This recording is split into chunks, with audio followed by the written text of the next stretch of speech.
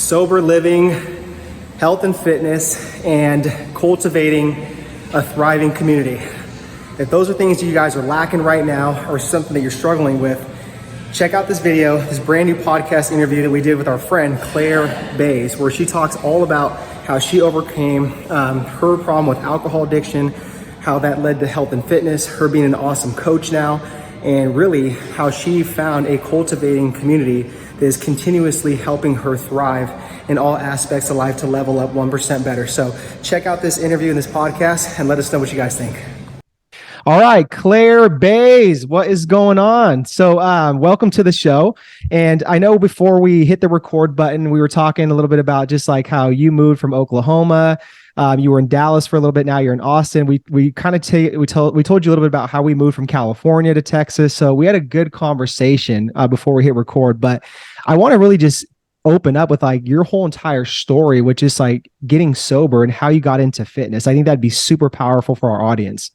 Yeah. Okay. Well, hello, and thank you for having me. I am stoked to be here. And so concisely try to put together that story. Got it. Cool. No pressure. So yes. And as far as the Dallas detail goes, I just would go there regularly to party. I never actually lived in Dallas, but so I grew up in Oklahoma, and I grew up in a relatively small town in Oklahoma. And then I moved out of that small town to another town where it's about 45 minutes away, Norman, Oklahoma, where Oklahoma University is. And I lived there for 11 years. So 18, 19 years in Shawnee. And then the next 11 in Norman. And then now I live in Austin, Texas. So that's the timeline there. And as far as the sobriety piece of it and getting into the fitness stuff. So for me, I did not grow up playing sports. Activity, I did not know what a macronutrient was, much less a nutrient, So I grew up in a relatively, I was a kid that was out in the neighborhood, acting up, doing whatever. Unsupervised. but I lived a relatively sedentary life and didn't play sports. Never felt like I certainly would have never identified myself as an athlete. Actually, I didn't start to do that until 2020. So I grew up in a small town, and of course, drinking is pretty popular there. And so I start to drink when I'm 13. That was the first time I got drunk, and the first time I got drunk, I blacked out. And that was normal to me. And that just so happened to occur right around the time in my life where I started to go through puberty, right? And so I was this little awkward looking whatever girl, and I drink, and all of a sudden I'm more fun. And it's just right around the time that like boys actually start to pay attention to me. So all of this is going on without any awareness of the fact that I actually am an alcoholic, and I'm an alcoholic in recovery today. And so I didn't know any of that. And it's a progressive illness. So what started out at age 13 and carried on for 15 years was just what started as, this is fun. I am the life of the party. People love having me here. I can just do this all the time. It was just a good time. And then over the course of years, I started to make more messes and started to question, especially certainly once I got into my 20s, start to question my relationship with alcohol and recognize like, oh, we really overshot the mark there, so you can't do that. Like, that's not okay. Thank goodness it wasn't worse. That was pretty bad, stuff like that accumulates. But I had only ever lived a life with alcohol. And so up until the time I got sober, I did not know that I had the ability to live without it. When we talk about addiction because of course I introduced other substances into my life as well. But when we talk about addictions to things, because most humans have an addiction to something, and substances, and alcohol, those are things that you can actually live without, right? So like if we have an addiction to food, we've got to figure out like how to work alongside that. Like we have to consume food for the rest of our lives. I feel fortunate that when it comes to alcohol, that I now know that it's something I can just say, okay, I'm out. Like, this ain't working for me. I'm not doing this anymore.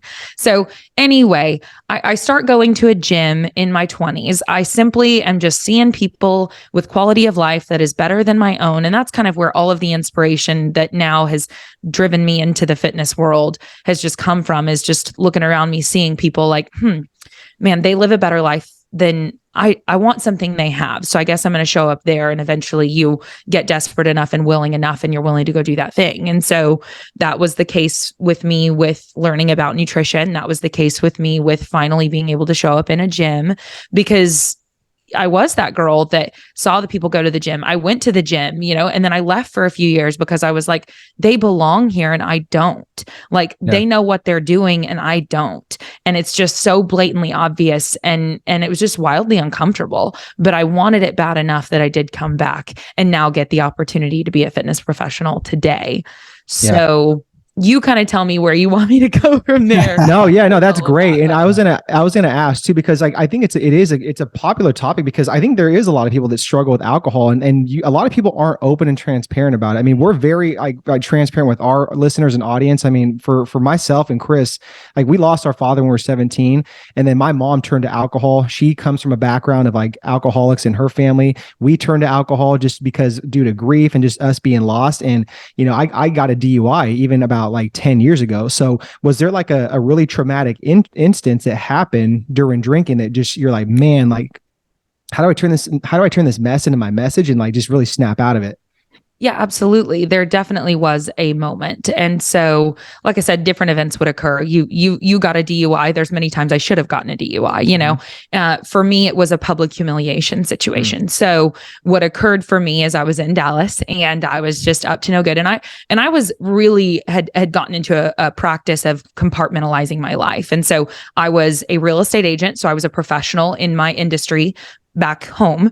And so I would leave, I would go travel somewhere, and I would then act up. And sometimes I didn't always do the best part or job compartmentalizing it, but that was my intent, right? Was hide this stuff over here, behave this way over here with people that behave this way, and then maintain this image over here. And a lot of this was occurring without an awareness of what I was doing. I can see this in hindsight, but at that time, that was my coping mechanism. And so what started out as fun then turned into my coping mechanism of, it's okay that life is bubbling up and getting super stressful, because here in a couple of days, I'm going to go on a bender. And so I'll just, then I'll just be able to drown it out. And I was using alcohol as a way to quiet my mind. Gotcha. Because it was going all the time. And so my grandmother passed away in February of 2021. And so then over the course of the next couple of months, I really I'm a doer. And so I went home for a week and did all the stuff and just handled everything. And then the moment that week was over, I drove away from my hometown with a very large cup of gin and tonic to another city and said, I don't want to feel things. Like, I know that now it's time to deal with my grief. And that was the first time I've lost someone. I mean, she had the largest hand in raising me. And so that was my first big loss like that, my first experience with grief and at that scale. And so I just said, I don't want to do this. Like, I'm opting out. And this is how I'm doing it, substances. So that went on for a couple more months of really checked out. By then, things were very much so spiraling. The compartmentalization was not occurring. I was coming back a day or two later than I had planned every single time. I was introducing more volume of substances as well as different substances. I was using pharmaceuticals in order to just check out. And so was neglecting my continuing education, you name it, things were spiraling. Yeah. And so then I'm down in Dallas, I'm out misbehaving and just checking out because I just don't want to deal with my emotions. And this is just the coping mechanism I grew up with. And I don't know that I have a way out. And so an event occurs. I wake up in a room. I don't know how I got there, but either way, it was my actions that got me there. And there was a woman there that was upset that I was there. She had a right to be upset that I was there.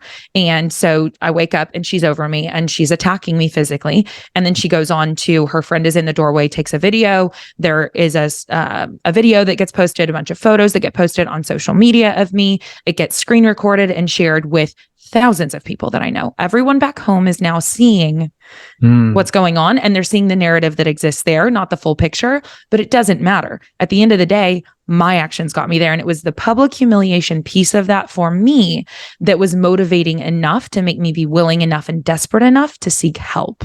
Yeah. And so that then caused me to go, oh my gosh, I've been living my whole life totally hinging upon how you feel about me. You know, do you like me? I'm so desperate to be loved and to be seen. And I feel that way. And all of a sudden, you guys are seeing what's actually going on and none of you approve of this. And I'm not feeling that anymore. And so if my whole life is hinging on whether or not you approve of me, you don't approve of me anymore. This is not working. And so then I had to take a look at things and go, what do you think? And the sad reality was I didn't recognize the girl in the mirror anymore. Yeah. And so, but through that pain, that desperation came my ability to then reach out to friends that were involved in recovery programs and go, hey guys, I know that you have a resource that works for you, and I'm afraid I need help because I can't live this way anymore. And so thankfully I got plugged into a program and was taught a new way to live. And so that's what got me there. Yeah, that's wow, Claire, that's incredible. Amazing. Honestly, respect for like sharing that and just being vulnerable, because this could literally touch one person or even millions or even thousands, you know what I mean? To really change something. So thank you so much for that. Absolutely. So kind of my question is like segueing into this, so you got into like a program, right? And then obviously you got sober. What got you into like the fitness industry and want to be able to help and serve people in the industry? Yeah, the whole thing's funny. So I start going to a gym. I'm in my 20s, and I'm going 3 times a week. And keep in mind, I have very conflicting lifestyles with this because I'm attending a gym. So this is a space where wellness is occurring in some way. So like I'm living a healthy life-ish, and I enjoyed going to the gym. So I'd go 3 days a week, and then I would go 4 days a week the next year. And then the next year I'd go 5 days a week. But I still always had the narrative that like they're athletes, they are capable. I want to be here, but I'm not good at any of this stuff. I wasn't coachable, all of that stuff. It was a very long process. So I was attending a gym for at least 6 years before I started to work in the field whatsoever. And through the first, 4+ years of that, I'm active in my alcoholism. And so was never the person that was being asked to do the job. Right. But in 2020, so this is before I got sober, but the right person said to me in the gym, they said, you talk about not getting stronger and you won't do the things that you need to do it. You won't take the actions, eat the protein, do whatever. And then also finally, that's whenever I started to consume different content about, athlete IQ and things like that. And just started to shift with why do you say that you can't though? Like, why is it that you are incapable? Just because it wasn't that way doesn't mean it needs to be that way. And I just thought I'll never be able to do what they do. They always were, they will be. And I'm just over here, just get the heat off me. Don't look at me, coach, whatever. So anyway, I continue to show up year over year over year, and slowly but surely I get better. And my belief in self starts to increase, largely because coaches start to believe in me. And so they start to show me, you can do this thing. You are capable of this. And I finally start to buy in. And then of course, in 2020 is when I finally was like, all right, I'm bathing in the Kool-Aid. I'm in, I believe it. I am capable. I am taking the right actions. And so then it just, and getting sober, then of course, just really slingshotted that in the right direction. So anyway, by then I was taking certification courses in the fitness world and with nutrition because I was curious to learn. And so I had no anticipation of using them professionally. I was a real estate agent at the time. I was satisfied with that job. I enjoyed that job. And so I wasn't looking to work in the space of fitness at all. And so just the irony of it, I had accumulated a few certifications. And of course, people are like, can you please coach? Can you please coach? And I'm like, no, I got this thing going. I've seen a lot of people try to do that on the side. They can't even get their own fitness in. I don't want to do that. So for me, it was simply a brand within the CrossFit space. Actually, they started to court me I actually worked an event for them. I reached out to them via like an obscure email and worked at the CrossFit Games in 2021 for them because I was going to go attend it as a spectator anyway. And so I was just like, I like working events. I'll work for you guys. You guys travel restrictions. You're from the UK, whatever. So I work for this brand just as it's a global retailer and I'm just selling product on a stand. And then over the next few months, having conversations with the people within the company, they were like, no, we actually want you to come do this thing for us. And it was very flattering. And I like building things. I've built a couple of businesses before. I'm entrepreneurial by nature, I suppose. So it was so flattering, and it's in a space I'm passionate about, and I'm becoming the person that belongs in the room. And so then I went on ahead and closed down my business earlier this year and went on a road show for that brand, where I was then using that coaching people in person, also just building out brand awareness, et cetera. and was still not planning to be a coach at all. I then moved to Austin, Texas at the end of the roadshow because that's where they wanted me to live. And then they simply had some internal changes and their US operation had to pivot. And so they were no longer able to retain me. There's no bad blood there. It was a scary moment last year where I moved to Austin, Texas. My cost of living triples and I've closed down my business. That was scary. But I felt so much purpose in the space. And yet again, this brand believed in me enough to, give me that role for that length of time. I started to build a personal brand, which I wasn't setting out to do. I just was doing it because I was trying to cultivate a relationship with them. But what it showed me was like, man, people want resources. Like they're desperate for resources. And for some reason, you figured a couple of things out along the way that you can share that are going to positively impact people. Yeah. This is cool. And so it was very obscure. I didn't know what it would look like. I train clients at the Collective in Austin now, which is a social performance club. It's an incredible facility. We're about to open another location. Anyway, the owner, the first time I met him, he said, "You're going to work here." And I was like, "I'm not looking for a job." And then we had a handful of meetings. And I was like, "Oh, wow, you are looking to do that." So this whole thing has just been quite interesting because it was also purpose driven. It was, I want to positively impact people's quality of life with the tools and resources that I've been picking up that have really changed my life. It's that simple. Yeah, that's awesome. Like honestly, that sounds like such a cool journey. And I've seen like some of your Instagram posts, and that gym looks really, really cool. So my next question is like, Chris and I, we've been in the fitness industry for almost like 13 years. Makes me feel super old, not gonna lie. But like we help coaches now build and scale their businesses. So my question is like, what are some of your go-to tips, for personal trainers, coaches, and what do you see them doing wrong?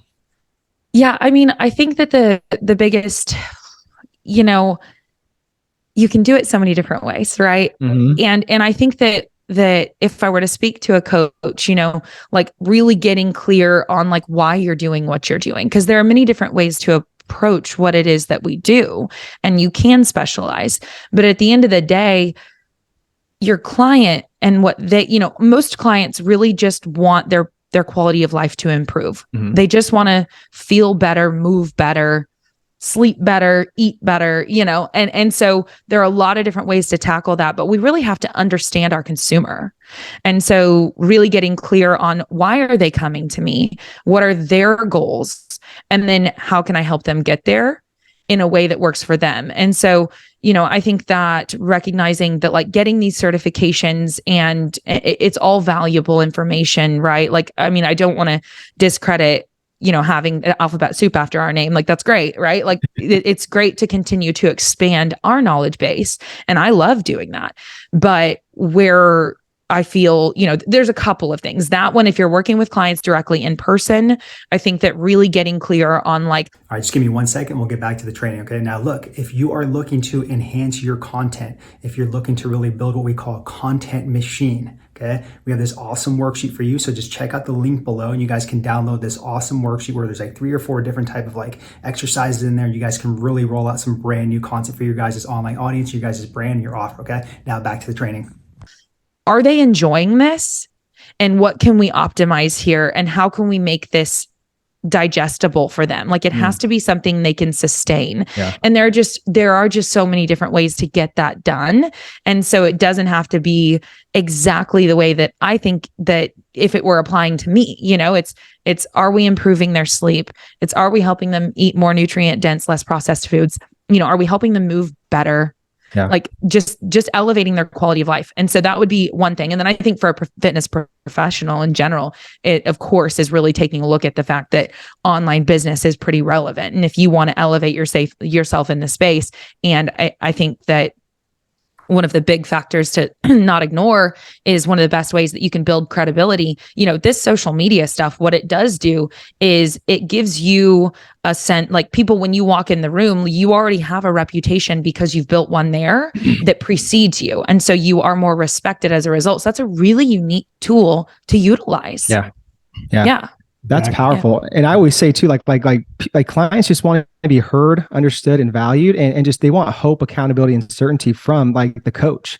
And I think those points you made are just super, super powerful, and that would be valuable for any listener, like coach is listening to this. And I mean, obviously you've been in the game for a while, so you have a lot of sets and reps. And like my follow up question to that is like, where do you see like the health and fitness industry going like this year? I mean, there's so many things changing. Like there's so many apps. I mean, so much craziness going on in the world. Like, where do you see the health and fitness industry going? If you could just kind of have that projection. Oh my gosh. Personal trainers are healthcare providers, right?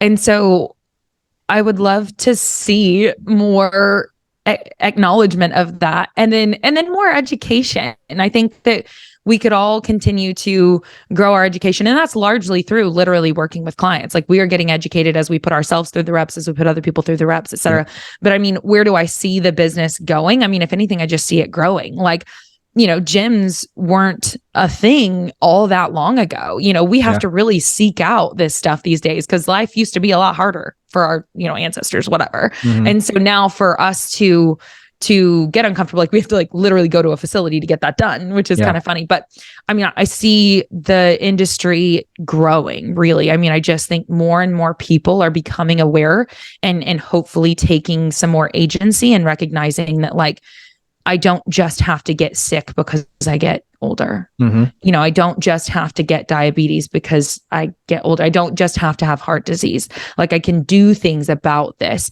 And so I think that as more people recognize that and they implement it into their own lives, they inspire the people around them, and so I just see it growing. I see more and more opportunity because if we do look outside, so like we exist in this microcosm. I recognize that I exist in this little microcosm of all these healthy people and I see abs everywhere. So I don't even notice abs, that is not reality for most of exactly. Especially the US, and so recognizing like, we really need to like focus on, all of those people that aren't already in the gym.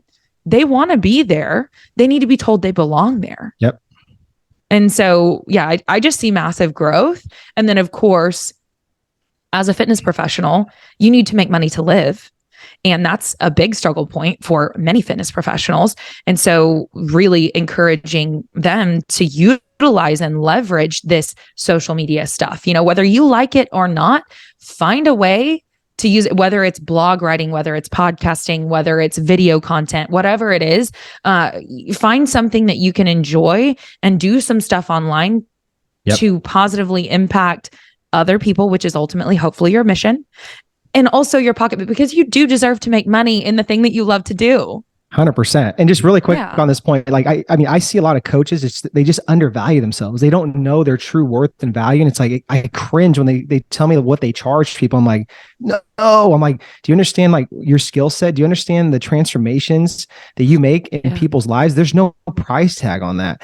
So I just think that that's a big one. And then what you said too, just like the whole online brand, it's like, that's the most powerful thing. And I see that's what you're doing. You're creating your online brand to where it's like, no one can ever replicate Claire Bays. And it's like that could lead to that's so many different, right? That could lead to so many different opportunities and doors down the road because you've put in the work to build the online brand. Yeah. And with mine, it's a little unique, I suppose, just in the sense of the fact that it was just so purpose driven. And it actually initially started as just like wanting to cultivate a relationship with a brand. And so, okay, I'm just going to do this work. So now to see it for what it is and see the capacity and be very intentional with it because it has shifted, but yeah, I mean, that's just, if you can go and understand too, for that fitness professional that, okay, I actually have been coaching clients in person for 13 years. I'm very comfortable with that, but put me on social media. Oh my gosh, I freeze. I'm uncomfortable. I'm so awkward. Watch that back. Ew. I didn't know I speak that way. I say, too much, whatever. What I have to say to that person is do it anyway. Exactly. Get uncomfortable. Like that fear is not sufficient to hold you back. Would you tell that to a client? Tell that to yourself. And so you will get more comfortable as time goes on. You will probably say a bit less. You will probably articulate a bit more, but you have to go through that discomfort to get to that place of more comfortability. And it is a worthwhile endeavor. Do it anyway. Well said. I would say pour some water on that mic, Claire. All right. I want to shift gears here too. You made an Instagram post that was really, really good. And it was 9 things to do in 2023. Yeah. I want you to elaborate on these 2 points. The first one was cultivate community like your life depends on it, and tell fear to find somewhere else to live. Okay. Well, the fear thing I just touched on. And yes, I'm so glad that you like that one. I'm telling you, it fired me up. Cause like, I feel like that carousel, like, I'm like, man, if people, including me, looked at that every single day, like that's their affirmation in the morning, like jet set. So yeah, I want to talk to you in a year. And so, but I did intentionally put that, and don't get me wrong, none of these, like I take inspiration from all sorts of other sources, and the way that I live today is something that was taught to me.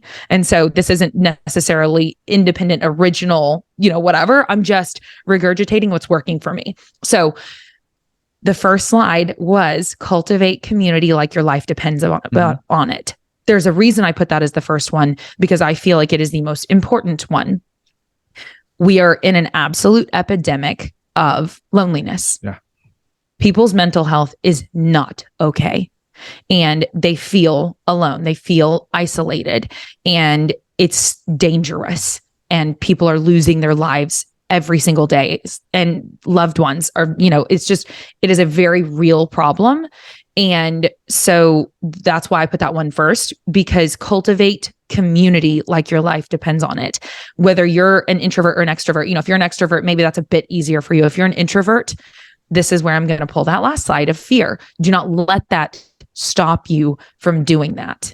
And so what I could just like implore people to do is look at spaces that people exist in that you want to be a part of. Like whether it's the gym or it's a church or it's a recovery community or whatever, and recovery community for, whether it's substances or food addictions or sex and love addictions. I mean, there's just so many different ones, and you will find quickly that you are anything but alone.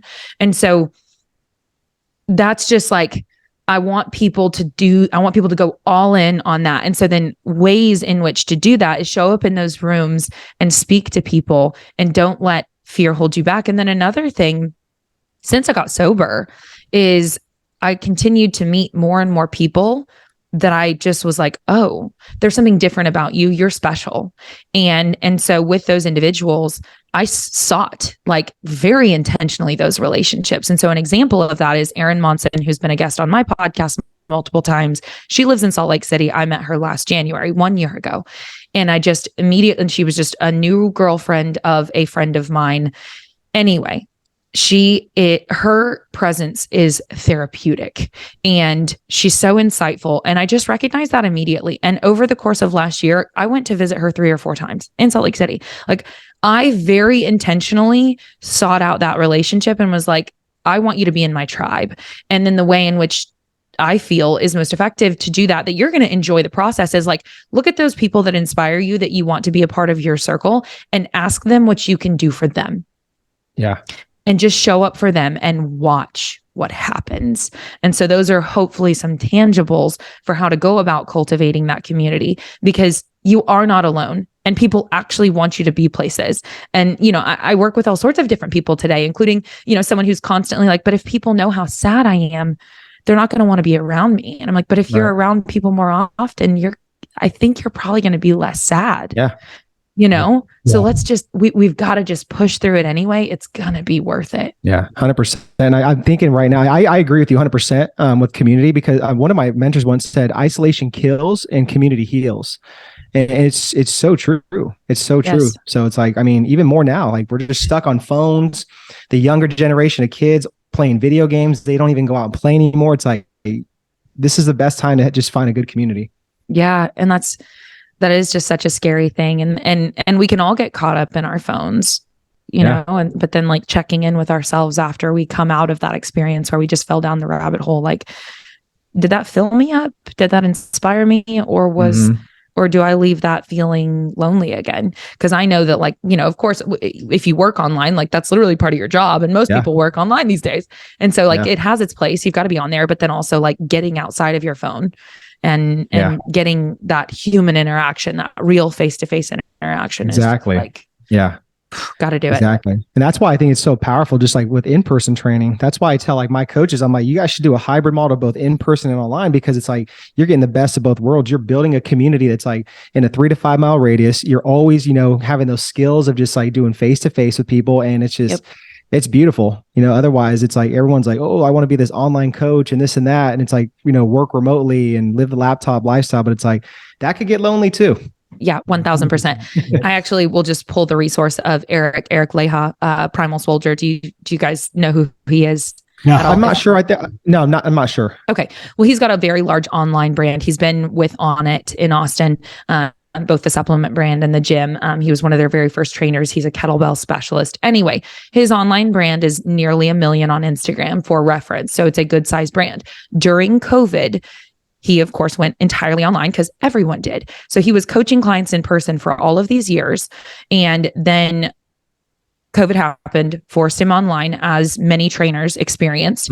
And he saw sufficient success there. I mean, he had built and his programs that he sells online, like they're good. Like it's a well-made product. He's done a great job with that. He could do just that. He has now gone back recently to coaching clients in person multiple times per week, and then is coaching a class per week. And it's because he feels like in order for him to feel fulfilled and then also to continue to get his reps so that he can feel credible when he goes and does that workshop for that thing he's been doing so long, and he totally knows what he's doing. But literally coaching on a weekly basis is important for him to feel fulfilled and to feel, so that's just one example of like, someone at scale, like who got online and then was like, but wait a second, this is not filling my cup. And you do get like, you do have the right to be filled up by the community that you're being of service to online. Yeah. So good. So good. So I want to switch gears here and kind of ask a couple of deep questions here to kind of land this plane, Claire. So the very first one is, if you had 5 years to live, what would you stop doing? If I had 5 years to live, what would I stop doing? Could I find a way to stop sleeping and still recover? I just want to live it all. Oh gosh, what would I stop doing? Is this bad that I really like my life? I've heard that before too. I don't even know that I have anything in particular. I can think of things I would want to do more of.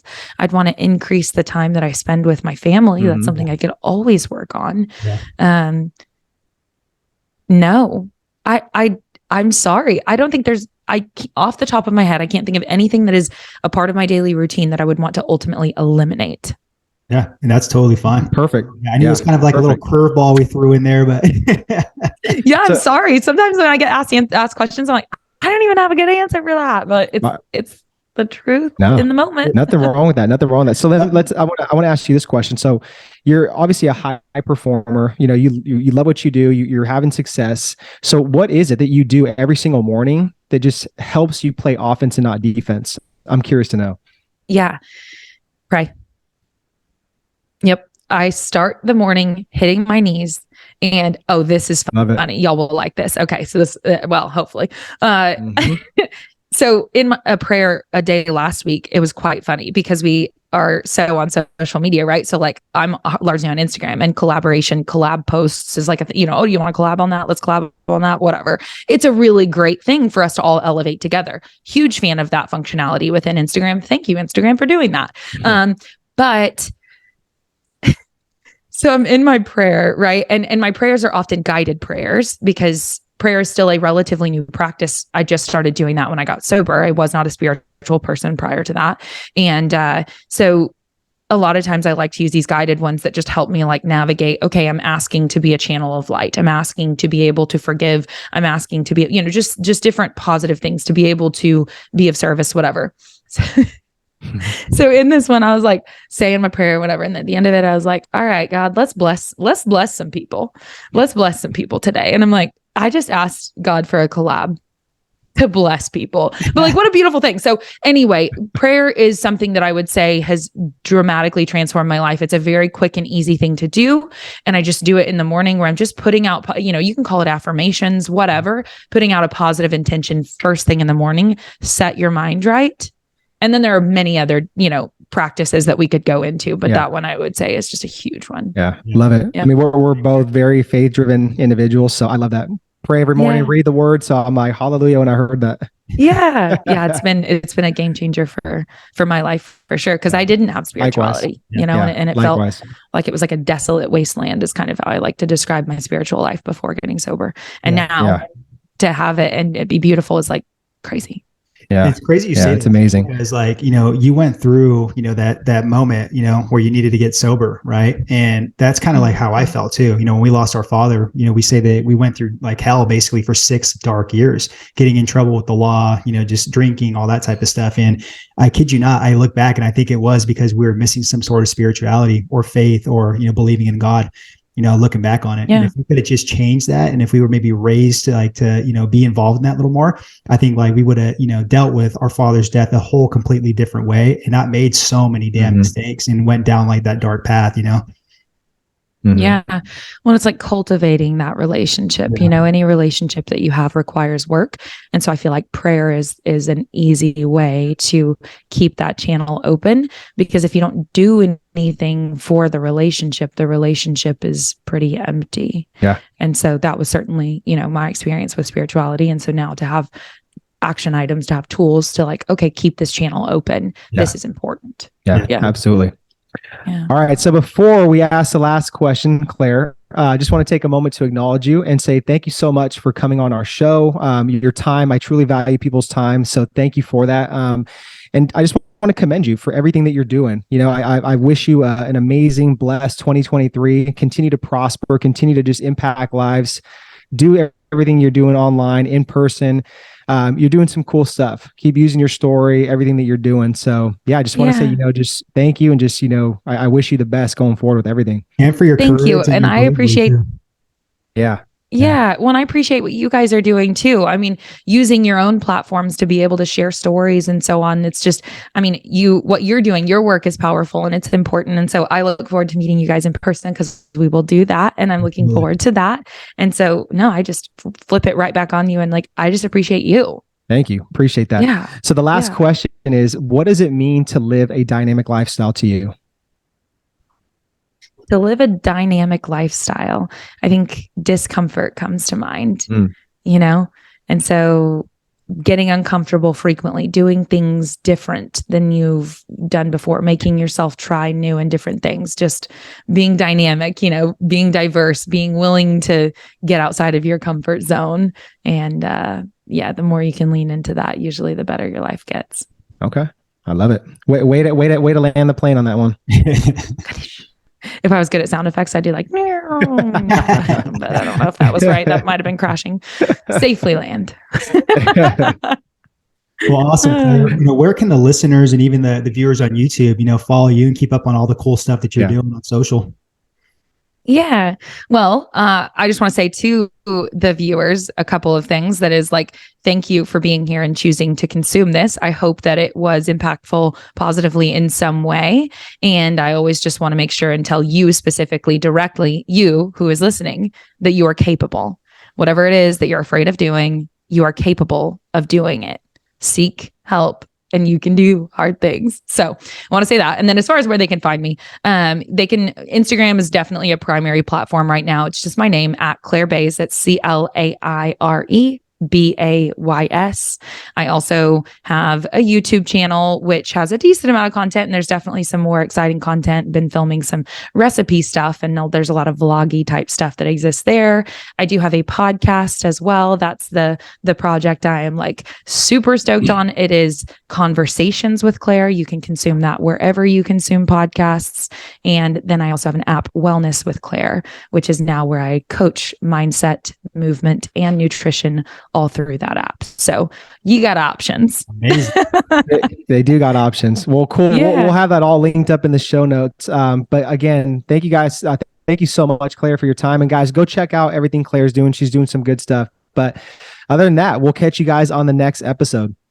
Thank you so much. Have a beautiful day. All right, guys. To the next one. All right, so hopefully you guys enjoyed that conversation with Claire Bays, and it really inspired you guys to just, get to that next level, find that cultivating community, really just, put health and fitness at the forefront.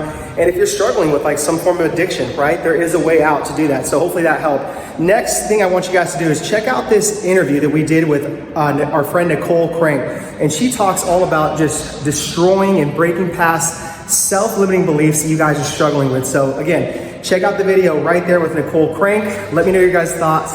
Stay blessed, guys.